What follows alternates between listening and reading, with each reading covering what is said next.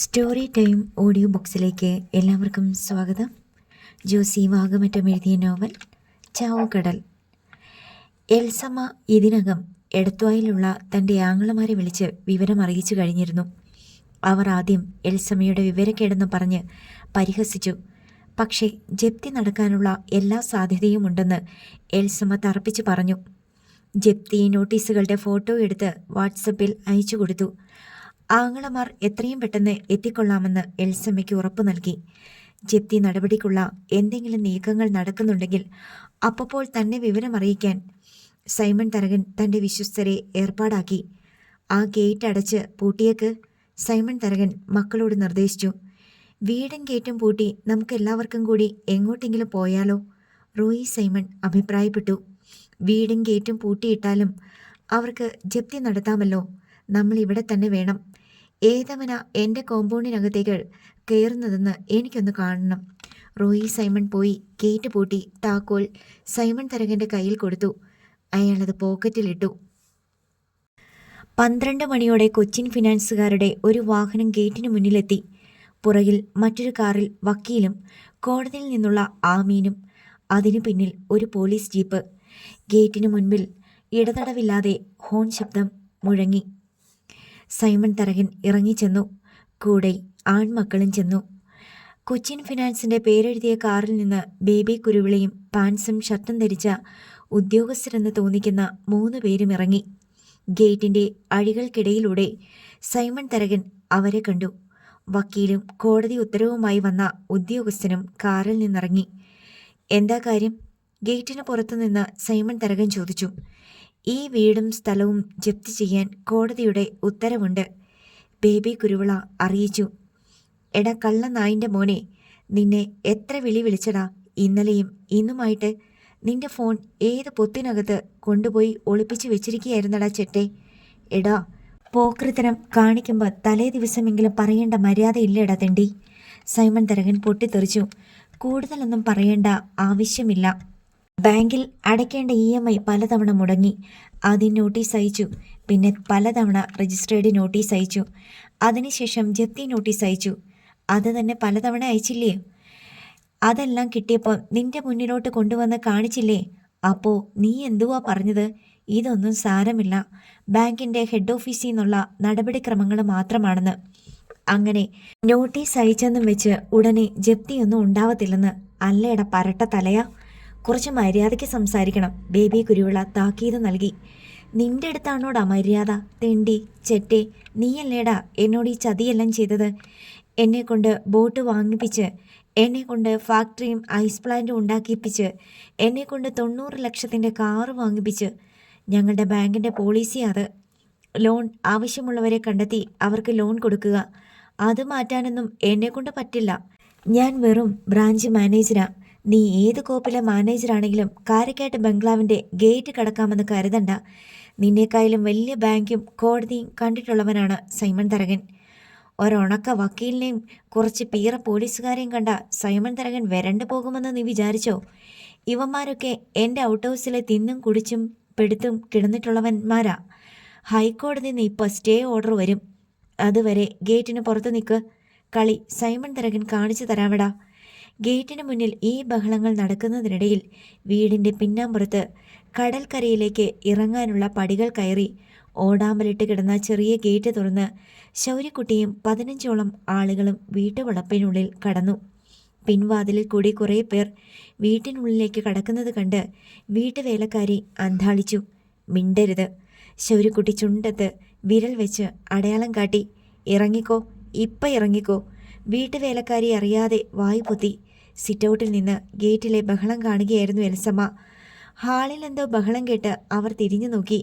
ശൗര്യക്കുട്ടിയും വേറെ ഏതാനും ആളുകളും ഹാളിലൂടെ നടന്നു വരുന്ന കാഴ്ച കണ്ട് അവർ സ്തംഭിച്ചു നിന്നുപോയി. ശൗര്യക്കുട്ടി അകത്തു നിന്ന് സിറ്റൗട്ടിലേക്ക് വന്നിട്ട് പറഞ്ഞു, പേടിക്കണ്ട, ജപ്തി നടപടിക്ക് വന്നവരാ.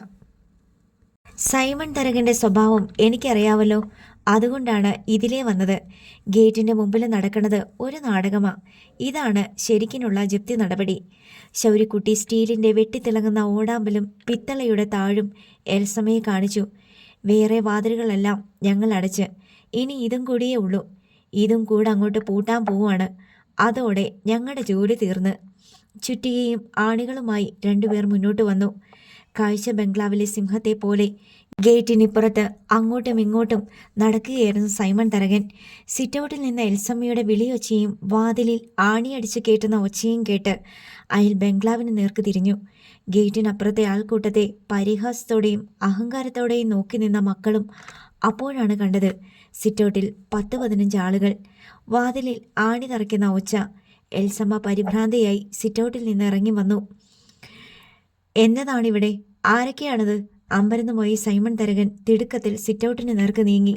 സിറ്റൗട്ടിലെ ആളുകൾക്കിടയിൽ നിന്ന് ശൗര്യക്കുട്ടി അപ്പോൾ ആവിർഭവിച്ചതുപോലെ മുറ്റത്തേക്കിറങ്ങി നേരെ സൈമൺ തരകൻ്റെ മുന്നിലേക്ക് വന്നു. സൈമൺ തരകനും ശൗര്യക്കുട്ടിയും നേർക്ക് നേർ നിന്നു. മുഖത്തോട് മുഖം നോക്കി. ജപ്തി കഴിഞ്ഞു, ഇനി അകത്തോട്ടല്ല വഴി, പുറത്തോട്ട്, ശൗര്യക്കുട്ടി ശാന്തസ്വരത്തിൽ പറഞ്ഞു. സൈമൺ തരകൻ വിശ്വാസം വരാതെ ശൗര്യക്കുട്ടിയുടെ മുഖത്തേക്കും സിറ്റൗട്ടിലേക്കും മാറി മാറി നോക്കി. കാരക്കാട്ട് ബംഗ്ലാവിൻ്റെ താക്കോല് ഇപ്പോൾ എൻ്റെ കയ്യിലാ. കയ്യിലിരുന്ന പിച്ചള താക്കോൽ അവൻ സൈമൺ തരകൻ്റെ മുഖത്തിന് നേർക്ക് ഉയർത്തിക്കാട്ടി. ഞാനാണിപ്പോൾ ഇതിൻ്റെ മുതലാളി. വേണമെങ്കിൽ എന്നെ ശൗര്യക്കുട്ടി മുതലാളി എന്ന് വിളിച്ചോ. ശൗര്യക്കുട്ടി ഒരു നിന്ദാഹാസത്തോടെ സൈമൺ തരകനെ അടിമുടി നോക്കി. ഇതിനു വേണ്ടിയാ ഞാൻ ഇത്ര കാലം ജീവിച്ചത്, ഈ കണ്ട കളിയൊക്കെ കളിച്ചത്. സൈമൺ തരകൻ ഇമയനക്കാതെ അവനെ തന്നെ നോക്കി. കുറേ സംഭവങ്ങൾ അയാളുടെ ഓർമ്മയിൽ മിന്നി. ആഞ്ചലോസിൻ്റെയും എമിലിയുടെയും കല്യാണം, എമിലിയുടെ ഭംഗിയുള്ള മുഖത്തും വടിവൊത്ത ഉടലിലും തൻ്റെ കണ്ണു പതിഞ്ഞതും കൊതി പൂണ്ടതും, ആഞ്ചലോസിനെ കടലിൽ കാണാതായ ശേഷം തൻ്റെ ആഗ്രഹ നിവർത്തിക്കായി എമിലിയെ മീൻകൂടത്തിൽ പണിക്കെടുത്തതും ബലാത്കാരത്തിലൂടെ കീഴടക്കിയതും, എമിലി പ്രസവിച്ച കുഞ്ഞ് തൻ്റേതാണെന്നറിഞ്ഞ് അതിനെ ആശുപത്രിയിൽ വെച്ച് തന്നെ ഇല്ലാതാക്കാൻ നടത്തിയ പാളിപ്പോയ ആദ്യ ശ്രമം, പിന്നീട് എത്രയോ തവണ ഈ പടുമുളയെ നശിപ്പിക്കാൻ എന്തെല്ലാം പരിശ്രമങ്ങൾ നടത്തി, അതിനെയെല്ലാം ഇവൻ അതിജീവിച്ചു. കടലിൽ കൊന്ന് കെട്ടിത്താഴ്ത്തി എന്ന് ആശ്വസിച്ചിരുന്നിട്ട് 10 കൊല്ലത്തിന് ശേഷം ഇവൻ്റെ തിരിച്ചുവരവിലുണ്ടായ നടുക്കം. ഇവൻ ആരാണ്? തൻ്റെ ബീജകണികയിൽ നിന്ന് പൊട്ടിമുളിച്ച മനുഷ്യജന്മമോ രാക്ഷസനോ? ആരാണിവൻ്റെ കാവൽ പടയാളിയും വഴികാട്ടിയും? ചെകുത്താനോ ദൈവമോ? തനിക്ക് പറ്റിയ ഒരു പിഴ, ഒരു ചെറിയ പിഴ. തോണ്ടിക്കളയാമായിരുന്ന ഒരു പുഴുജന്മം വളർന്നു വലുതായി ആകാശം മുട്ടി നിൽക്കുന്നു. ഗേറ്റ് പൂട്ടി താക്കോലൊക്കെ പോക്കറ്റിലിട്ടിരിക്കുകയാണല്ലോ. പെട്ടി കള്ളം കൊണ്ടുപോയ ശേഷം താക്കോല് കയ്യിലിരുന്നിട്ട് എന്നാ കാര്യം? അതും കൂടെ ഇങ്ങ് തന്നേക്ക്. ശൗര്യക്കുട്ടിയുടെ പരിക്കനൊച്ചയിൽ സൈമൺ തരകൻ്റെ ഓർമ്മ ഛിന്ന ഭിന്നമായി. ശൗര്യക്കുട്ടി ഒരു നിമിഷം കാത്തു.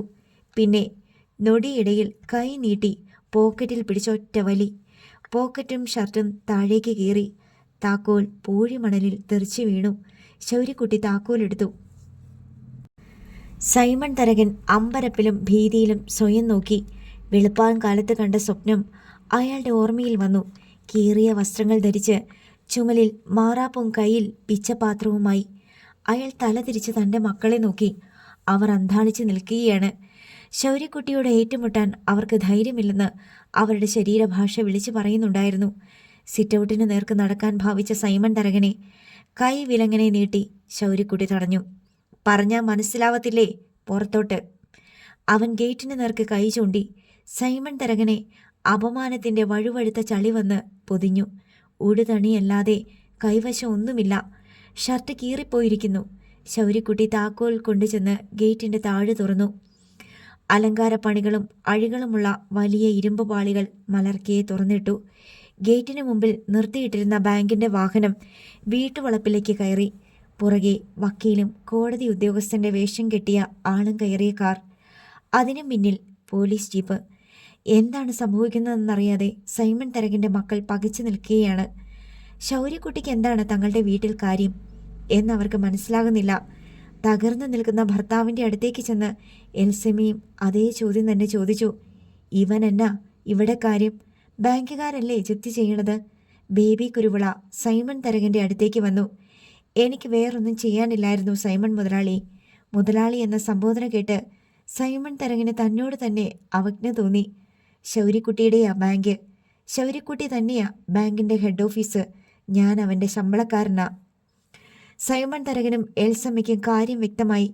ഇപ്പോഴാണ് ശരിയായ ഉത്തരം കിട്ടിയത്. ആളുകളും വാഹനങ്ങളും കാരക്കാട്ട് ബംഗ്ലാവിലേക്ക് വന്നുകൊണ്ടിരുന്നു.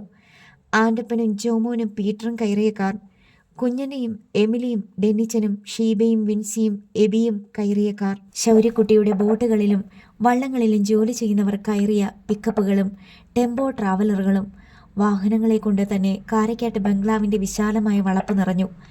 സൈമൺ മുതലാളിയുടെ കാരക്കാട്ട് ബംഗ്ലാവിൽ ജപ്തി നടക്കുന്നുവെന്നറിഞ്ഞ് പിന്നെയും പിന്നെയും ആളുകൾ ഇരച്ചെത്തിക്കൊണ്ടിരുന്നു.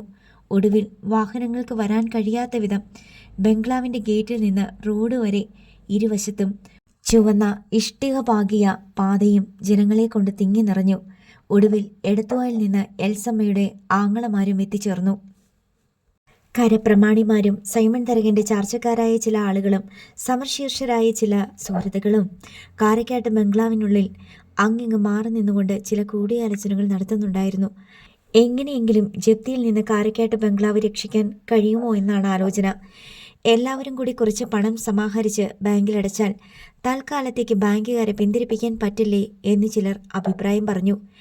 എല്ലാവരും കൂടെ എത്ര രൂപ സംഘടിപ്പിക്കും? 5-10 ലക്ഷം പോരാ, പലിശ മാത്രം 60 ലക്ഷത്തിന് മേലെ അടയ്ക്കണം. നമ്മൾ ഓരോരുത്തരും 5-10 ലക്ഷം വീതം കയ്യിൽ നിടണം. അതൊക്കെ തിരിച്ചു കിട്ടുമെന്ന് എന്നതാ ഉറപ്പ്?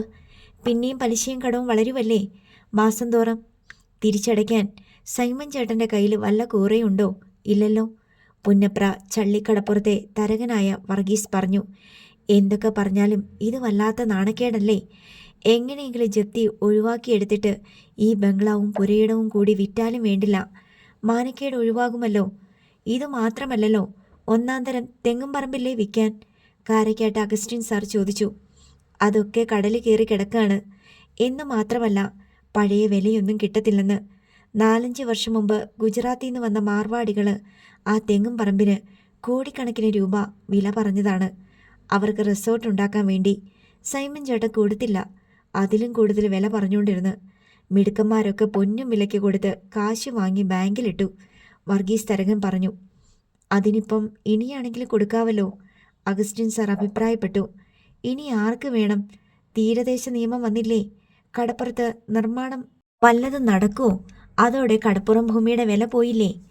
എൽസമ്മ ആൻറ്റിയുടെ വീട്ടുകാരുമായിട്ട് സംസാരിച്ചു നോക്കിയാലോ എന്നായി അഗസ്റ്റിൻ സാർ. എടത്തുവായിൽ നിന്ന് വന്ന എൽസമ്മയുടെ അപ്പനും ആങ്ങളമാരും വീട്ടുവളപ്പിൽ നിന്നുകൊണ്ട് എൽസമ്മയും മക്കളുമായി കൂടിയാലോചന നടത്തുന്നുണ്ടായിരുന്നു.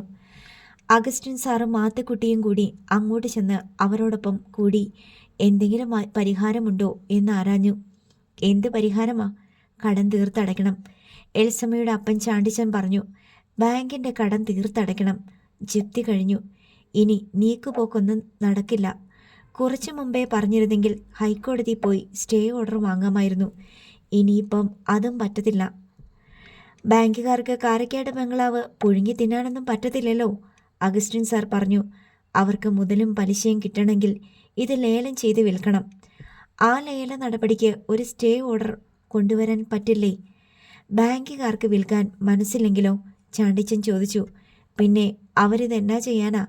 4-4.5 കോടി രൂപയുടെ കടം ഇങ്ങനെ ഡെഡ് മണിയായിട്ട് കിടന്ന അവർക്കെന്താ മെച്ചം? മൂവബിൾ പ്രോപ്പർട്ടിയല്ലേ ഇത്? അവർക്ക് ലോണും പലിശയും പൈസയായിട്ട് തന്നെ കിട്ടുന്നതാ ലാഭം. നമ്മൾ മുൻകൈ എടുത്ത് വാങ്ങാൻ ആളെ കണ്ടുപിടിച്ച് വിൽക്കാൻ ഏർപ്പാടാക്കിയ ബാങ്കിൻ്റെ കടവും പലിശയും കഴിച്ച് ബാക്കി പൈസ നമുക്ക് കിട്ടും. വേണമെങ്കിൽ അങ്ങനെ ആലോചിക്കാം. ബാങ്കുകാരന് ഇത് ലേലത്തിനും വെക്കത്തില്ല, വിക്കത്തുമില്ലെങ്കിലോ? വർഗീസ് തരകൻ ചോദിച്ചു. അതെന്നാ അങ്ങനെ? ചാണ്ടിച്ചൻ്റെ നെറ്റി ചുളിഞ്ഞു. ശൗര്യക്കുട്ടി സമ്മതിക്കത്തില്ലെന്ന്. ശൗര്യക്കെന്താണ് ഇവിടെ കാര്യമെന്നാണ് ഞാൻ ചോദിക്കണത്. ബാങ്കുകാരുടെ ഗുണ്ടയാണോ അവൻ? അവനാണ് ബാങ്കിൻ്റെ ഹെഡ് ഓഫീസ്, വർഗീസ് തരകൻ പറഞ്ഞു. മനസ്സിലായില്ല. അഗസ്റ്റിൻ സാറിൻ്റെ കണ്ണുകൾ ചുരുങ്ങി ചെറുതായി. അവനാണ് ഇവിടെ ബാങ്ക് കൊണ്ടുവന്ന് നടത്തിയതും സൈമൺ ചേട്ടനെ കൊണ്ട് ലോൺ അടുപ്പിച്ചതും ബോട്ടുകളും പുതിയ ബെൻസ് കാറുമൊക്കെ വാങ്ങിപ്പിച്ചതും ഐസ് പ്ലാന്റും ഫാക്ടറിയും പണിയിപ്പിച്ചതുമെല്ലാം വർഗീസ് തരകൻ വെളിപ്പെടുത്തി. ശൗരി പറഞ്ഞിട്ട് ചെയ്തതാണോ സൈമൺ ചേട്ടൻ ഇതെല്ലാം? മാത്തുക്കുട്ടി ആശ്ചര്യപ്പെട്ടു. അവൻ നേരിട്ട് പറഞ്ഞാൽ സൈമൺ ചേട്ടൻ ചെയ്യുവാ? കീരിയും പാമ്പും ആണല്ലോ രണ്ടുപേരും. കണ്ടാ കടിച്ചു കീറാൻ നിൽക്കുവല്ലേ? ശൗരി പുറകെ നിന്നുകൊണ്ട് അവൻ്റെ ആൾക്കാരെ വെച്ച് ചെയ്യിച്ചതാണ്. സൈമൺ ചേട്ടൻ ഇത്രയ്ക്ക് പൊട്ടനായി പോയോ? ഇതൊന്നും മനസ്സിലായില്ലേ? മാത്തുക്കുട്ടി ചോദിച്ചു. ആർക്കും മനസ്സിലായില്ലല്ലോ ശൗര്യ കളിക്കണതെന്ന്. അവനെ തോപ്പിക്കാൻ വേണ്ടി അവൻ തന്നെ സൈമൺ ചേട്ടനെ എരികേറ്റി ചേട്ടനെ കൊണ്ട് കോടിക്കണക്കിന് രൂപയുടെ മുന്തിയ തരം ബോട്ടുകൾ വാങ്ങിപ്പിച്ച് എന്നിട്ട് അവൻ തന്നെ അത് മുക്കി. വില കൂടിയ ബെൻസ് കാർ വാങ്ങിപ്പിച്ചതിൻ്റെയും ഫാക്ടറിയും ഐസ് പ്ലാന്റ് പണിയിപ്പിച്ചതിൻ്റെയും ഒക്കെ പുറകിൽ അവൻ്റെ ബുദ്ധിയാ. അവനെ തോപ്പിക്കാൻ വേണ്ടി ഇങ്ങനെല്ലാം സൈമൺ ചേട്ടൻ ചെയ്യണമെന്ന് അവൻ തന്നെ വരുത്തി തീർത്ത്. വർഗീസ് തരകൻ പറഞ്ഞു. ആ ചൂണ്ടയ്ക്ക് സൈമൺ ചേട്ടൻ കണ്ണുമടച്ച് കൊത്തി. ഇനിയിപ്പം ഇത് നൂറണമെങ്കിൽ അവൻ തന്നെ ഊരിവിടണം. ഇപ്പോഴാണ് എല്ലാവർക്കും പ്രശ്നങ്ങളുടെ അടിയൊഴുക്ക് ബോധ്യപ്പെട്ടത്. അവനോടൊന്ന് സംസാരിച്ചാലോ? മാത്തുക്കുട്ടി അഭിപ്രായപ്പെട്ടു. ഒന്നുമല്ലെങ്കിലും സൈമൺ ചേട്ടൻ്റെ രക്തത്തിൽ പിറന്നവനല്ലേ സ്വന്തം മകൻ. അത് കേട്ടതും സൈമൺ തരകൻ്റെ മുഖം വിളറി വെളുത്തു. എൽസമ്മയ്ക്ക് ആ ജപ്തി നടപടിയേക്കാൾ വലിയ നാണക്കേട് തോന്നി. സൈമൺ തരകൻ്റെ മക്കൾ മറ്റെങ്ങോട്ടോ മുഖം തിരിച്ചു. ചാണ്ടിച്ചനും വല്ലാത്തൊരു ജാള്യമുണ്ടായി. മറ്റേതെങ്കിലും സന്ദർഭത്തിലാണ് മാത്തുക്കുട്ടി അത് പറഞ്ഞതെങ്കിൽ സൈമൺ തരകൻ അയാളെ തന്തയ്ക്ക് വിളിക്കുകയും ആട്ടിപ്പുറത്താക്കുകയും ചെയ്തേനെ. ഒന്ന് സംസാരിച്ച് നോക്കിയാലോ? വർഗീസ് തരകൻ പ്രോത്സാഹിപ്പിച്ചു. മനസ്സലിവുള്ളവനാണ് ശൗര്യക്കുട്ടി. ഒരുപാട് പേരെ അവൻ സഹായിച്ചിട്ടുണ്ട്, ഇപ്പോഴും സഹായിക്കുന്നുണ്ട്. കഴുത്തർപ്പനൊന്നുമല്ലവൻ. അത് വേണ്ട. എൽസമ്മ വീറോടെ പറഞ്ഞു. ഞങ്ങളെ തറ പറ്റിക്കാൻ വേണ്ടിയാ അവൻ ഇതെല്ലാം ചെയ്തു കൂട്ടിയത്. അവൻ്റെ മുന്നിൽ മാത്രം കാല് പിടിക്കാൻ പോകണ്ട. ഈ നാണക്കേടിൽ നിന്ന് രക്ഷപ്പെടാൻ വേറെ എന്താ വഴി? അഗസ്റ്റിൻ സർ നെറ്റി തിരുമ്മി. സ്വല്പം സാവകാശം തരാൻ പറ്റില്ലെന്ന് അവനോടൊന്ന് ചോദിച്ചു നോക്കുന്നത് കൊണ്ട് എന്താ തരക്കേട്? ആര് ചോദിക്കും? എൽസമ്മ ചെറഞ്ഞു നിന്നു. വേറെ ആര് ചോദിച്ചിട്ടും ഒരു കാര്യവും ഇല്ല. ചോദിക്കുന്നെങ്കിൽ സൈമൺ ചേട്ടൻ തന്നെ ചോദിക്കണം. അവനറിയാലോ ചോദിക്കുന്നത് ആരാണെന്ന്. ഒന്നുമില്ലെങ്കിലും അവൻ്റെ തന്തയല്ലേ. ആ തന്തയുടെ ചെകിട്ടത്തടിച്ചവനാ അവൻ. എൽസമ്മ ചീറി. അതിനെന്തെങ്കിലും ന്യായമായ കാരണം കാണും, അല്ലാതവൻ വെറുതെ അടിക്കത്തില്ല. വർഗീസ് തരകൻ പറഞ്ഞു. സൈമൺ ചേട്ടാ, എന്തായിരുന്നു കാരണം? മാത്തുക്കുട്ടി തിരക്കി. അപമാനത്തിൻ്റെ ചളിയിൽ പുതഞ്ഞു പോയ മുഖം സൈമൺ തരകൻ ഉയർത്തി. അതൊക്കെ ഇവിടെ പറഞ്ഞിട്ട് എന്നാ കാര്യം? പറയാതെങ്ങനെയാ? ഇതൊഴിവാക്കാൻ നോക്കണ്ടേ? ഇല്ലെങ്കിൽ നാണം കെട്ട് നാറും. നാളെ ലോകം മുഴുവൻ അറിയും സ്വന്തം അപ്പൻ്റെ വീട് മകൻ ജപ്തി ചെയ്ത് ഇറക്കി വിട്ടെന്ന്. പിന്നെ ജീവിച്ചിരിക്കണോ? അതും നേരായ വഴിയിലുണ്ടായ മകനാണെങ്കിൽ വേണ്ടില്ല, പിഴച്ചുണ്ടായവൻ. ഇപ്പോഴാണെങ്കിൽ അവൻ്റെ അടുത്ത് ചെന്ന് ഒന്ന് താഴ്ന്നു പറഞ്ഞാൽ അവൻ ചിലപ്പം ക്ഷമിച്ചേക്കും. അതിനു വേണ്ടിയാ മാത്തുക്കുട്ടി അവൻ ഇതെല്ലാം ചെയ്തു വെച്ചത്. എന്നെ കണ്ട് അവൻ്റെ കാല് പിടിപ്പിക്കാൻ. കഴിഞ്ഞ 24 കൊല്ലമായിട്ട് കൊല്ലണമെന്ന് ഞാൻ വിചാരിച്ചുകൊണ്ട് നടന്നവൻ്റെ കാല് ഞാൻ പിടിക്കണോ? എൻ്റെ ചെകിട്ടത്തടിച്ചവൻ്റെ കാല് പിടിക്കണോ? എന്തിനാണ് ചെകിട്ടത്തടിച്ചതെന്ന് പറഞ്ഞില്ലല്ലോ? അഗസ്റ്റിൻ സാർ ചോദിച്ചു. അവൻ എൻ്റെ മുന്നിൽ വന്നു നിന്നുകൊണ്ട് എൻ്റെ മുഖത്തോട്ട് വിരൽ ചൂണ്ടിക്കൊണ്ട് ചോദിച്ച്, നിങ്ങൾ എൻ്റെ തന്തയാണോന്ന്? ഇപ്പം പറയണമെന്ന്, പിന്നെ മാറ്റി പറയില്ലേന്ന്. സൈമൺ ചേട്ടൻ അല്ലെന്ന് പറഞ്ഞു കാണും. മാത്തുക്കുട്ടി ചോദിച്ചു. ആ, അങ്ങനെ തന്നെ പറഞ്ഞു. അപ്പം അവനെ കുറ്റം പറഞ്ഞിട്ട് കാര്യമില്ല, അടി ന്യായം. എന്നാൽ പിന്നെ കാല് പിടിക്കാൻ പോകാതിരിക്കുക നല്ലത്. മാത്തുക്കുട്ടി അഭിപ്രായപ്പെട്ടു. പിന്നെ എങ്ങോട്ട് പോകും? ചാണ്ടിച്ചൻ ചോദിച്ചു. കെട്ടിയവളെയും മക്കളെയും വിളിച്ചുകൊണ്ട് ഇവിടെ നിന്നിറങ്ങിയ എവിടെ പോയി താമസിക്കും? കയറിക്കിടക്കാൻ വീടുണ്ടോ? തൽക്കാലം നിങ്ങളുടെ വീട്ടിലേക്ക് കൊണ്ടുപോകണം ചാണ്ടിച്ചായ, അഗസ്റ്റിൻ സാർ പറഞ്ഞു. നിങ്ങളുടെ മോളും ഭർത്താവും മക്കളുമല്ലേ? എൻ്റെ മോളെ ഞാൻ കൊണ്ടുപോകാം. ബാക്കിയുള്ളവരുടെ ഉത്തരവാദിത്തം ഏറ്റെടുക്കാൻ പറ്റത്തില്ല, ചാണ്ടിച്ചൻ പറഞ്ഞു. അതെന്നാ വർത്തമാനമാ ചാണ്ടിച്ചായ? ഇതുപോലൊരു ആപത്ത് വരുമ്പോഴല്ലേ സഹായിക്കേണ്ടത്? അല്ലെങ്കിൽ പിന്നെ എന്നാത്തിനാ ബന്ധങ്ങൾ? എന്തോന്ന് ബന്ധം? എൻ്റെ മോളെ കെട്ടിച്ചു കൊടുത്തുന്നൊരു ബന്ധമേ ഉള്ളൂ. അതിന് കഴിഞ്ഞ 35 കൊല്ലമായിട്ട് ഞാൻ തെറി കേട്ടോണ്ടിരിക്കുകയാണ്. എന്നെയും എൻ്റെ ഭാര്യയും മക്കളെയും പറഞ്ഞത്രയും തെറി ഈയാള് ലോകത്ത് ബാക്കി എല്ലാവരോടും കൂടെ പറഞ്ഞിട്ടില്ല, ചാണ്ടിച്ചൻ അമർഷത്തോടെ പറഞ്ഞു. ഇപ്പം ആരുടെ മുമ്പിലാണ് ഇയാൾ തോറ്റു നിൽക്കണതെന്ന് നിങ്ങൾക്കെല്ലാവർക്കും അറിയാമല്ലോ. ആരാ ഈ ശൗരി? അവൻ എങ്ങനെയുണ്ടായി? എൻ്റെ മോള് ചത്തിട്ടൊന്നുമില്ല. അവൾ ജീവനോടിരിക്കുമ്പം, അവൾ പ്രസവിച്ച മക്കൾ ജീവനോടിരിക്കുമ്പം മറുവശത്ത് ഒരുത്തൻ വളർന്നു വരികയാ അവരുടെ കൺമുന്നിൽ. തന്തയ്ക്ക് പറക്കാത്തവൻ സഹിക്കോ ഒരു പെണ്ണിന്? ഇപ്പം മനസ്സിലായോ ആരാ തന്തയ്ക്ക് പറക്കാത്തവനെന്ന്? എൻ്റെ മോൾക്ക് ഒരു ആപത്ത് വന്നെന്ന് കേട്ടിട്ട് വന്നതാ ഞാൻ. എനിക്ക് അവളെ മാത്രം മതി. ബാക്കിയുള്ള പോക്കിരികളെ ഞാൻ എന്തിനാ ചുമക്കണത്? ഞാനും വരുന്നില്ല പപ്പയുടെ കൂടെ. എൻ്റെ കെട്ടിയവനും മക്കളും എവിടെയാണോ അവിടെയാ ഞാനും. കടത്തിണ്ണയിലാണെങ്കിൽ അവിടെ. എൽസമ്മ തീർത്ത് പറഞ്ഞു. നീ അനുഭവിച്ച് തീർന്നിട്ടില്ല മോളെ, ഇനിയും ഒരുപാട് അനുഭവിക്കാനുണ്ട്. ഞാൻ അങ്ങനെ സമാധാനിച്ചോളാം, ചാണ്ടിച്ചൻ പറഞ്ഞു. മാത്തുക്കുട്ടിയും അഗസ്റ്റിൻ സാറും വർഗീസ് തരകനും മറ്റു ചില പ്രമാണിമാരും കൂടി സൈമൺ തരകനെ വിളിച്ചു മാറ്റി നിർത്തി നിരന്തരമായി ഉപദേശിച്ചുകൊണ്ടിരുന്നു. ഒത്തിരി കിഴിയാനൊന്നും പോകണ്ട, അവനോട് നേരിട്ട് ചെന്ന് പറ. 1-2 ആഴ്ച കൂടി സാവകാശം തരാൻ പറ. അതിനകം നമുക്ക് എന്തെങ്കിലും വഴിയുണ്ടാക്കാം. ഒന്നുമല്ലെങ്കിലും സ്വന്തം മകനല്ലേ, ആ ബോധം അവൻ്റെ ഉള്ളിലും കാണുമല്ലോ. ഇവിടെ നിറങ്ങി തെണ്ടിത്തിരിഞ്ഞ് നടക്കുന്നതിനേക്കാൾ എത്രയോ ഭേദമാ. സ്വന്തം ഭാര്യ വീട്ടുകാർ പോലും തടഞ്ഞില്ലേ. ഇങ്ങനെയെല്ലാം ഓരോരുത്തരും മാറി മാറി പറഞ്ഞ് സൈമൺ തരകൻ്റെ മനസ്സിലും ഒരിടർച്ചയുണ്ടായി. എന്നാലും അവൻ്റെ അടുത്ത് അവനെതിരെ ഞാൻ ചെയ്തതെല്ലാം അവനറിയാവല്ലോ. സൈമൺ തരകൻ ധർമ്മസങ്കടത്തിൽ പറഞ്ഞു. അത് പോട്ടേന്ന്, കാലൊന്നും പിടിക്കണ്ട. അവനോട് കാര്യം പറ. കേൾക്കാൻ മനസ്സുണ്ടെങ്കിൽ കേൾക്കട്ടെ. ആരെങ്കിലും എൻ്റെ കൂടെ വാ. അങ്ങനെ മാത്തുക്കുട്ടിയും അഗസ്റ്റിൻ സാറും വർഗീസ് തരകനും കൂടി പൂച്ചയ്ക്ക് കയറിട്ട് കൊണ്ടുപോകുന്ന പോലെ സൈമൺ തരകനെ ശൗര്യക്കുട്ടി നിൽക്കുന്നിടത്തേക്ക് കൂട്ടിക്കൊണ്ടുപോയി.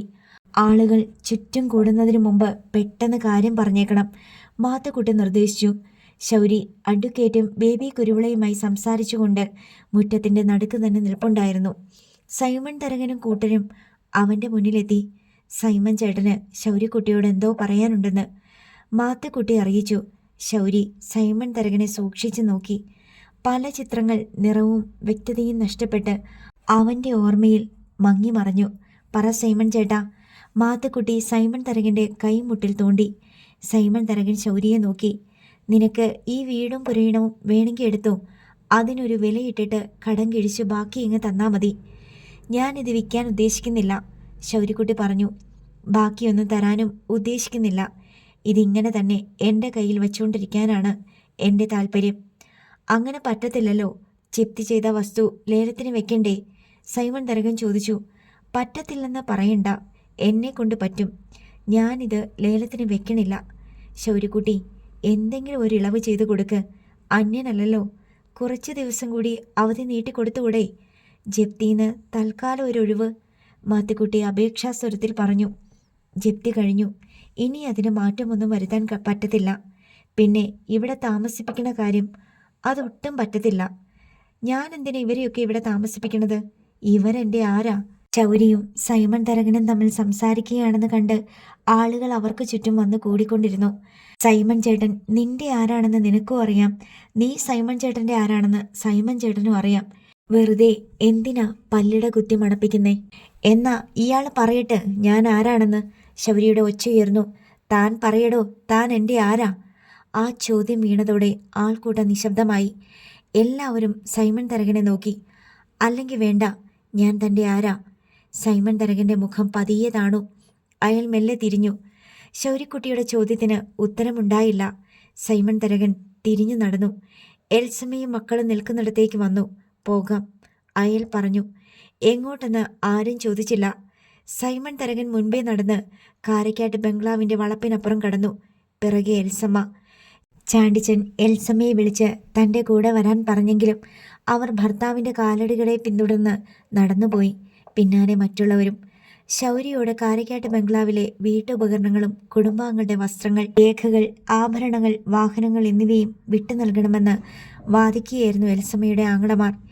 എല്ലാത്തിനും മാനേജർ ബേബി കുരുവിള മറുപടി പറയുമെന്ന് പറഞ്ഞ് ശൗര്യക്കുട്ടി ഒഴിഞ്ഞു മാറി. എൽസമ്മയുടെ ആങ്ങളമാർ ബേബി കുരുവിളയെ സമീപിച്ചു. ജപ്തി നടപടി ഇമ്മൂവബിൾ ആൻഡ് മൂവബിൾ പ്രോപ്പർട്ടീസിനെല്ലാം ബാധകമാണ്. പേഴ്സണൽ ഡോക്യുമെൻറ്റ്സ് വല്ലതും ഉണ്ടെങ്കിൽ ഉടമകൾക്ക് തിരിച്ചു കൊടുക്കും. ഉദാഹരണത്തിന് സർട്ടിഫിക്കറ്റ്സ്, ID കാർഡ്സ് തുടങ്ങിയവ, ബേബി കുരുവിള വിശദീകരിച്ചു.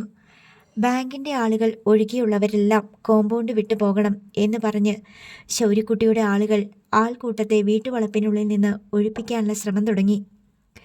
അരമണിക്കൂറിനുള്ളിൽ എല്ലാവരെയും മതിൽക്കെട്ടിന് വെളിയിലാക്കി. ഒരു വെളുത്ത ഇന്നോവ ക്രിസ്റ്റ കാർ ഇഷ്ടിക പാകിയ പാതയിലൂടെ വരുന്നുണ്ടായിരുന്നു. അത് ഗേറ്റ് കടന്ന് സിറ്റൗട്ടിന് മുൻപിൽ വന്നു നിന്നു. അതിനുള്ളിൽ നിന്ന് കുഞ്ഞനെയും ഡെന്നിച്ചനും ഷീബയും ജാനറ്റും ഭർത്താവും ആഞ്ചലോസും ഇറങ്ങി. ഇറങ്ങാൻ മടിച്ചിരുന്ന എമിലിയുടെ സമീപത്തേക്ക് ശൗര്യക്കുട്ടി ചെന്നു. അമ്മ, ഇറങ്ങി വാ. അവൻ ഡോർ തുറന്നു പിടിച്ച് എമിലിയെ കൈ പിടിച്ചിറക്കി. എന്നിട്ട് കാരക്കാട്ട് ബംഗ്ലാവിന് നേരെ കൈ ചൂണ്ടിക്കൊണ്ട് പറഞ്ഞു, ഇതമ്മയ്ക്ക് വേണ്ടിയാ, എൻ്റെ സമ്മാനമാ. ഈ ഒരു ദിവസത്തിനു വേണ്ടിയാ ശൗര്യക്കുട്ടി ഇതുവരെ ജീവിച്ചത്. എനിക്കിതെന്തിനാടാ മോനെ? ഞാൻ എന്നാ ചെയ്തിട്ടാ ഞാനിതൊന്നും ഒരിക്കലും ആശിച്ചിട്ട് പോലുമില്ലല്ലോ. തന്തയില്ലാത്ത എന്നെപ്പറ്റി വളർത്തിയില്ലേ? ആർക്കും വേണ്ടാഞ്ഞിട്ടും കളയാതെ മുറുകെ പിടിച്ചില്ലേ? ശൗര്യക്കുട്ടിയുടെ കണ്ഠമിടറി. എമിലിയുടെ കണ്ണു നിറഞ്ഞു. ഞാൻ നിന്നെ വളർത്തിയെങ്കിൽ അത് നീ എൻ്റെ മകനായതുകൊണ്ടാണ്. എനിക്ക് നീയുണ്ടല്ലോ എന്ന് വിചാരിച്ചിട്ടാണ്. എനിക്ക് കോടീശ്വരിയൊന്നും ആകണ്ട. നിന്റെ അമ്മയായിരുന്നാ മതി. നിന്നെ മതി എനിക്ക്. ഇതൊന്നും എനിക്ക് വേണ്ട കേട്ടാ. അമ്മ വാ. ശൗര്യക്കുട്ടി എമിലിയുടെ കൈ പിടിച്ച് കാരക്കാട്ട് ബംഗ്ലാവിൻ്റെ സിറ്റൗട്ടിലേക്ക് നടത്തി. പോക്കറ്റിൽ നിന്നും താക്കോലെടുത്ത് പുതിയ താഴും പൂട്ടും തുറന്നു. വാതിൽ മലർക്കെ തുറന്നിട്ട് കൈ പിടിച്ച് എമിലി അകത്തേക്ക് ആനയിച്ചു. ഡെന്നിച്ചൻ കുഞ്ഞനെ താങ്ങിപ്പിടിച്ച് കാരക്കാട്ട് ബംഗ്ലാവിനുള്ളിലേക്ക് പ്രവേശിപ്പിച്ചു. പുറകെ മറ്റു കുടുംബാംഗങ്ങളും കയറി. വാതിൽ തുറന്നു തന്നെ കിടന്നു. സഡൻ ബ്രേക്ക് ഇട്ടതിനാൽ മുറ്റത്തെ പൂഴിമണലിൽ തെന്നിയാണ് മൈക്കേലിൻ്റെ ബൈക്ക് നിന്നത്. അവൻ ബൈക്കിൽ നിന്നിറങ്ങി വീട്ടിലേക്ക് പാഞ്ഞു കയറി. ലൈസാമയെയും മേബിളിനെയും വിളിച്ച് അവൻ പറഞ്ഞു. ശൗര്യക്കുട്ടി കാരക്കാട്ട് ബംഗ്ലാവ് പിടിച്ചെടുത്തു. സൈമൺ മുതലാളിയെയും കുടുംബക്കാരെയും ആട്ടി പുറത്താക്കി. ആണോ? ലൈസാമയുടെ മുഖത്ത് അത്ഭുതം വിരിഞ്ഞു. ശൗര്യക്കുട്ടി ആരാ മോൻ? അവൻ പറഞ്ഞതാ, ചെയ്തതാ. ശൗര്യക്കുട്ടിയുടെ അമ്മയും വെല്ലിമ്മച്ചിയും എല്ലാവരും ഇപ്പം കാരക്കാട്ട് ബംഗ്ലാവിലുണ്ട്. ഇപ്പം അവൻ്റെ ആ കാരക്കാട്ട് ബംഗ്ലാവ് നോക്കണേ. അവൻ്റെ ഒരു ബുദ്ധിയും ധൈര്യവും. ലൈസാമ അതിശയത്തോടെ താടിക്ക് കൈപ്പത്തിയൂന്നി. നിനക്കെന്നാടി ഒരു സന്തോഷമില്ലാത്ത പോലെ? മൈക്കേൽ മേബിളിനെ സൂക്ഷിച്ചു നോക്കി. എനിക്കിതൊന്നും കേട്ടാൽ വലിയ സന്തോഷം വരത്തില്ല. മേബിൾ മുഖം വീർപ്പിച്ചു. നിനക്ക് സന്തോഷം വരാൻ പിന്നെ എന്തോന്ന് വേണം? മൈക്കേൽ അവളെ പരിഹസിച്ച് ചോദിച്ചു. കാരക്കാട്ട് ബംഗ്ലാവ് പിടിച്ചെടുത്ത് അവിടെ കയറി താമസിച്ച ശൗര്യക്കുട്ടി ചേട്ടായി വലിയ മുതലാളിയാവത്തില്ല. ശൗര്യക്കുട്ടി ചേട്ടായിക്ക് താമസിക്കാൻ കൊള്ളുന്ന വീടല്ല അത്. അവിടെ നിന്നിറങ്ങി ചെല്ലിക്കടപ്പുറത്ത് വന്ന് നിൽക്കണം. അയ്യോടി, എന്നിട്ട് കേൾക്കട്ടെ ബാക്കിയും കൂടെ. മൈക്കേൽ കളിയാക്കി. എന്നിട്ട് വള്ളത്തിൽ കയറി കടലിൽ പോയി മീൻ പിടിച്ചോണ്ട് വരണം. ആ മീൻ വിറ്റ് അരി വാങ്ങണം. ആ മീൻ കറി വെച്ച് ചോറുണ്ണും. അപ്പോഴേ ശൗര്യക്കുട്ടി ചേട്ടായി ആവത്തുള്ളൂ. കേട്ടോ മമ്മി, ഇവള് പറയണ വർത്തമാനം പൊട്ടി. മൈക്കേൽ പരിഹസിച്ച് ചിരിച്ചു. അങ്ങനാണല്ലോ ഇതുവരെ ജീവിച്ചത്. അങ്ങനാണല്ലോ ഇവിടെ താമസിച്ചപ്പോഴും ഉണ്ടതും ഉറങ്ങിയതും. മേബിൾ പരിഭവസ്വരത്തിൽ പറഞ്ഞു. അതെല്ലാം കഴിഞ്ഞു. ഇനി അവന് രാജയോഗമാ. നമുക്ക് കാണാം. മേബിൾ കൂടുതൽ കേൾക്കാൻ നിൽക്കാതെ പിന്തിരിഞ്ഞു പോയി. റെജീന ഡ്യൂട്ടി കഴിഞ്ഞെത്തിയ ഉടനെ ജോജോയെ വിളിച്ച് പറഞ്ഞു. ജോജോ കാറും കൊണ്ട് കടയിൽ നിന്ന് ഇങ്ങോട്ട് വരണേ. എന്തിനാടി? ജോജോ ചോദിച്ചു. എനിക്ക് കാരക്കാട്ട് ബംഗ്ലാവ് വരെ ഒന്ന് പോണം. എന്തിനാണെന്ന് പറ. അവിടെ നിനക്ക് എന്താ കാര്യം? ശൗരി അവിടെ ഉള്ളവരെ എല്ലാം ഇറക്കി വിട്ട് ബംഗ്ലാവ് പിടിച്ചെടുത്തെന്ന്. ഇപ്പം അവിടെ വലിയ ടീ പാർട്ടി നടത്താൻ പോകുക. നാട്ടുകാരെയൊക്കെ ക്ഷണിച്ചിട്ടുണ്ട്. പന്തലൊക്കെ ഇട്ട് വലിയ കല്യാണം പോലെ നടത്തുന്നത്രേ. നടത്തട്ടെ, അതിന് നിനക്കെന്താ? അവൻ്റെ അഹമ്മതി ഞാൻ ഇന്ന് തീർത്തു കൊടുത്തേക്കാം. നിനക്ക് വേറെ പണിയൊന്നുമില്ലേ? എനിക്ക് വരാൻ പറ്റില്ല. ഞാനിപ്പോൾ തോട്ടപ്പള്ളിയിൽ നിൽക്കുക. എന്നാ വരണ്ട, ഞാൻ ഓട്ടോ പിടിച്ച് പോയിക്കൊള്ളാം. റെജീന കോൾ കട്ട് ചെയ്തിട്ട് ഓട്ടോ സ്റ്റാൻഡിലെ നമ്പർ എടുത്തു. കണിച്ചുകുളങ്ങര ക്ഷേത്രത്തിന് സമീപം അടഞ്ഞുകിടന്നൊരു വീട്. അഗസ്റ്റൻ സാർ ഏതാനും വർഷങ്ങൾക്ക് മുമ്പ് വെറുതെ വാങ്ങിയിട്ടതാണ്. കുറച്ചു കാലം വാടകയ്ക്ക് കൊടുത്തു. കുറേ അറ്റകുറ്റപ്പണികൾ നടത്താതെ ഇനി അത് വാടകയ്ക്ക് കൊടുക്കാൻ കൊള്ളില്ലെന്നായി. മുൻപ് വാടകയ്ക്ക് താമസിച്ചിരുന്നവർ വരുത്തിക്കൂട്ടിയ നാശനഷ്ടങ്ങളാണ് അധികവും. 2 യൂറോപ്യൻ ക്ലോസറ്റുകൾ പൊട്ടിപ്പോയി. ഫ്ലഷ് ടാങ്കുകളെല്ലാം കേടായി. ഫാനുകൾ പ്രവർത്തിക്കാതെയായി. കിച്ചൺ ക്യാബിനറ്റ് പൊളിഞ്ഞ് അതിൻ്റെ ചെറുവാതിലുകൾ തൂങ്ങി. മാർബിൾ സ്ലാബിൽ കുഴി തുരുമ്പ് വീണ പോലെ ഉപ്പ് വീണ് ദ്രവിക്കുകയും മഞ്ഞൾ കറികൾ പുരണ്ട് നിറം കെടുകയും ചെയ്തു. വാതിലുകളും ജനൽപ്പാളികളും ചേർന്നടയുന്നില്ല. ചുവരലമാരകളിൽ ചിതലരിച്ച് നടക്കുന്നു. ഈ വീടാണ് അഗസ്റ്റിൻ സർ കാരക്കാട്ട് സൈമൺ തരകനും കുടുംബത്തിനും താമസിക്കാനായിട്ട് വിട്ടു നൽകിയത്. വീട് നന്നാക്കിയെടുത്തുകൊള്ളാൻ അനുവാദം കൊടുത്തു. വാടകയൊന്നും തരേണ്ടെന്ന ഔദാര്യവും നൽകി. കുറേ കൂടി നല്ല വീടെടുത്ത് താമസിക്കണമെന്ന അഭിപ്രായക്കാരനായിരുന്നു റോബിനും റോയിയും. പക്ഷേ എൽസമ്മ ഇത് തന്നെ മതിയെന്നുറച്ചു. കാഴ്ചയ്ക്ക് സാമാന്യം ഭേദപ്പെട്ട വീടാണ്. അറ്റകുറ്റപ്പണികളുണ്ടെന്നേയുള്ളൂ. എന്നാലും വാടക കൊടുക്കണ്ടല്ലോ. ചർച്ചക്കാരായതുകൊണ്ടാണ് അഗസ്റ്റിൻ സാർ ഇത്രയും ഉദാര മനസ്ഥിതി കാട്ടിയത്. അല്ലെങ്കിൽ തന്നെ കടങ്ങളിൽ മുങ്ങിപ്പോയ തങ്ങൾക്ക് ഇനി വാടക കൊടുക്കാൻ എങ്ങനെ സാധിക്കുമെന്ന് ആൺമക്കൾ ചിന്തിക്കുന്നില്ല. കടങ്ങളും ദാരിദ്ര്യവും ഇല്ലായ്മകളും അവരാരും അറിഞ്ഞിട്ടേയില്ല. അതെന്താണെന്ന് ശരിക്കും അറിയാൻ പോകുന്നേയുള്ളൂ. തൽക്കാലം ആരോടെങ്കിലും കടം വാങ്ങിക്കാം, പിന്നീട് തിരിച്ചു കൊടുക്കാം എന്നായിരുന്നു അവരുടെ ധാരണ. ചില സ്നേഹിതരെ ഫോണിൽ വിളിച്ച് അവർ അത്യാവശ്യമായി കുറച്ച് പണം വേണമെന്ന് ആവശ്യപ്പെട്ടു. മുൻപ് അങ്ങോട്ടും ഇങ്ങോട്ടും കൈമാറ്റങ്ങൾ നടത്തിയിരുന്നവരാണ്. ഇപ്പോൾ അവർ ഓരോരോ ഒഴിവുകഴിവുകൾ പറഞ്ഞ് പിന്മാറുന്നത് കണ്ട് റോബിനും റോയിയും ആശ്ചര്യപ്പെട്ടു. എൽസമ്മ അവരോട് പറഞ്ഞു, കാരക്കാട്ട് ബംഗ്ലാവ് ജപ്തിയായെന്നും നമ്മൾ പെരുവഴിയിലായെന്നും അറിയാവുന്ന ആരെങ്കിലും ഇനി പണം കടം തരുമോ? ജപ്തിയായതൊക്കെ ആ ശൗര്യയുടെ ഓരോ കളിയല്ലേ. നമ്മൾ ആ വീടും സ്ഥലവും തിരിച്ചു പിടിക്കില്ലേ? റോബിൻ ചോദിച്ചു. എങ്ങനെ? എൽസമ്മ മറു ചോദ്യമിട്ടു. ആര് തിരിച്ചു പിടിക്കും? നിങ്ങളുടെ കയ്യിൽ കാശുണ്ടോ? ജോലിയുണ്ടോ? ആസ്തിയുണ്ടോ? നിങ്ങളുടെ പപ്പയുടെ കയ്യിൽ എന്തെങ്കിലും ഉണ്ടോ? കോടിക്കണക്കിന് രൂപയുടെ കടം മാത്രം.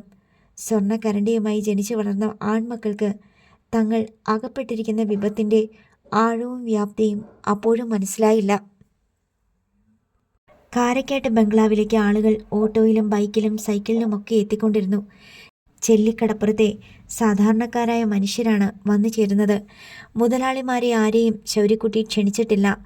സൈമൺ തരകനെ ഇറക്കിവിട്ട് കാരക്കാട്ട് ബംഗ്ലാവ് ജപ്തി ചെയ്ത ശൗര്യക്കുട്ടിയെ അംഗീകരിക്കാനും അവൻ്റെ ക്ഷണം സ്വീകരിക്കാനും അവർക്കിപ്പോഴും മനസ്സ് വന്നിട്ടില്ല.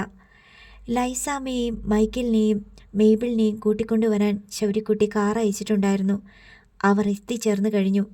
ആൻ്റപ്പൻ പീറ്ററും ആൺമക്കളുമുണ്ട്. ഷീബയുണ്ട്. വിൻസിയും ഭർത്താവുമുണ്ട്. എമിലിയുടെ മാതാപിതാക്കളും എത്തിച്ചേർന്നിട്ടുണ്ടായിരുന്നു. മുറ്റത്ത് കല്യാണത്തിനെന്ന പോലെ പന്തലിട്ടിട്ടുണ്ടായിരുന്നു. പന്തലിൽ കമനീയമായ മേശവരികളാൽ അലങ്കരിച്ച വട്ടമേശകളും കുഷിനിട്ട കസേരകളും ക്രമീകരിച്ചിട്ടുണ്ടായിരുന്നു. കാരക്കാട്ട് ബംഗ്ലാവിൻ്റെ സിറ്റൗട്ടിൽ ഒരു താൽക്കാലിക സ്റ്റേജ് സെറ്റ് ചെയ്ത് അതിൻ്റെ 3 വശങ്ങളും വർണ്ണശബളമായ കർട്ടനുകൾ കൊണ്ട് അലങ്കരിച്ചിരുന്നു. അതിഥികൾക്കൊപ്പം ഭക്ഷണം വിളമ്പാനായി എല്ലാ തയ്യാറെടുപ്പുകളും നടത്തിയിട്ടുണ്ടായിരുന്നു. ഈവൻ്റ് മാനേജ്മെൻറ്റ് ഡ്രസ് കോഡ് ധരിച്ച യുവാക്കൾ വിവിധ കൗണ്ടറുകളിൽ വിഭവങ്ങൾ അപ്പോൾ വറുത്തും പൊരിച്ചും വേവിച്ചും ചുട്ടെടുത്തും ചൂടോടെ വിളമ്പുന്നുണ്ട്. ഗായിക സംഘം എത്തിയതോടെ സ്റ്റേജിൽ നിന്ന് ഗാനാലാപനം തുടങ്ങി. സിനിമാറ്റിക് ഡാൻസുകാരും താമസം വിന എത്തിച്ചേർന്നു. രാത്രി മുഴുവൻ കാരക്കാട്ട് ബംഗ്ലാവിൽ ആഘോഷമാണ്. ചെല്ലിക്കടപ്പുറത്ത് പെരുന്നാൾ പ്രതീതിയായിരുന്നു. തമ്മിൽ കാണുന്നവർ ആദ്യം ചോദിക്കുന്ന ചോദ്യം കാരക്കാട്ട് ബംഗ്ലാവിൽ പോണില്ലേ എന്നാണ്. സൈമൺ തരകൻ്റെ വീഴ്ചയിലും ശൗര്യക്കുട്ടിയുടെ വിജയത്തിലും അവരെല്ലാം സന്തോഷഭരിതരാണ്. അറിഞ്ഞില്ലേ, നമ്മുടെ ശൗര്യക്കുട്ടി സൈമൺ മുതലാളിനെ തറ പറ്റിച്ച്. ആ, നമ്മൾ അറിഞ്ഞെന്ന്. ശൗര്യക്കുട്ടിയുണ്ടല്ലോ, അവനൊരു 1.5 പുലിയാണ്, കടുവ. അവനെ കൊണ്ട് പറ്റും, അവനെ കൊണ്ടേ പറ്റത്തുള്ളെന്ന്. അതിനും വേണ്ടിയാണല്ലോ അവൻ തിരിച്ചു വന്നേക്കണത്. ചത്തുപോയിട്ട് 10 കൊല്ലം കഴിഞ്ഞ് അവൻ്റെ മനസ്സിൽ കാണുന്നത് അവൻ ചെയ്തിരിക്കും. ആരായിരുന്നു സൈമൺ മുതലാളി?